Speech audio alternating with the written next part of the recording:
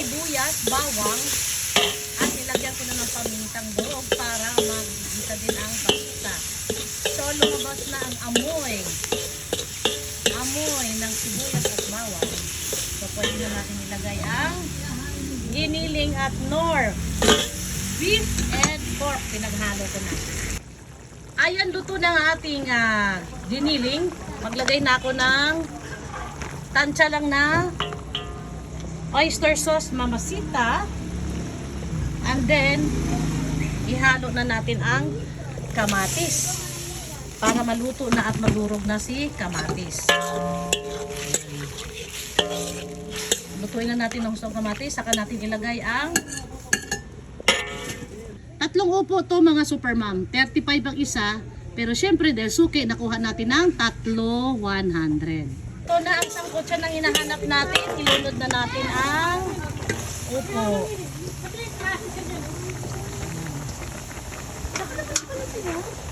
May harang yun eh. Ewan ko bakit man yun. Sagasaan yung aso ko na natuloy yung paa. Wala i-video te. So ito na guys. Papakapitin ko lang lasa sa tayo maglagay ng tubig kasi maglalagay tayo ng miswa.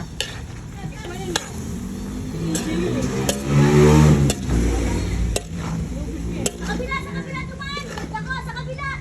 Sa kabila! Dito! Sa'yo, durog yata. Ganun, no? Ganun siya, oh.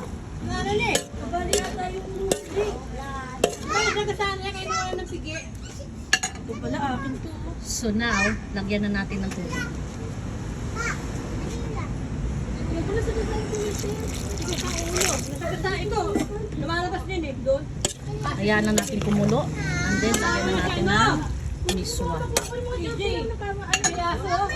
Tama yun eh. Huwag ka maingay nagdagdag Ano ba kaya kinagat mo?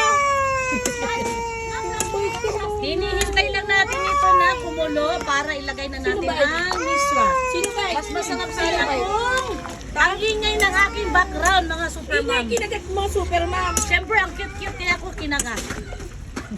Umiiyak si Naya. So, isang matinding kulo lang ito, mga super mom. At ilalagay na natin ang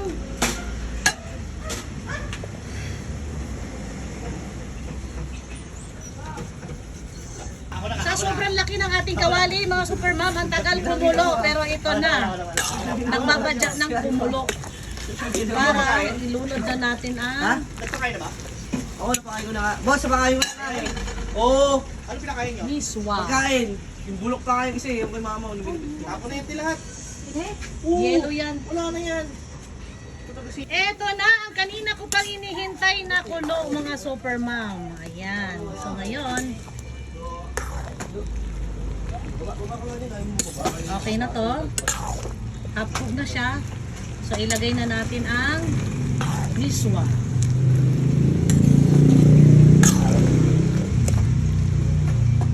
Tikman muna natin ang lasa. Kung okay na ba.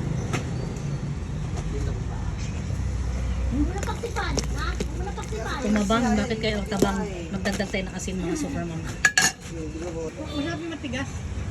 Hindi mo matigas. Eto na. Oras na para ilagay natin o ibuhos natin o ihalo natin ang miswa.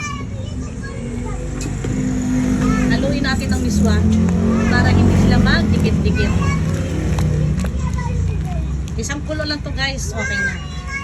Oh, nasa kongreso tayo ngayon. Binaglahat tayo ngayon. Pupo na nga lang unang sinabawan. Kasi kaya ko sinabawan dahil nilagay ko miswa. Kung ginisa naman to, syempre walang miswa. Pag hindi mo ilalagyan tubig yung malalantaan mismo. Oh, pag walang tubig. Lalapot to. Yan. Hinugot mo! Luto na ang ating upo. Ginisang upo with miswa. Amoy pa lang. Ulam na. Ayan guys. Isang kulo na okay na.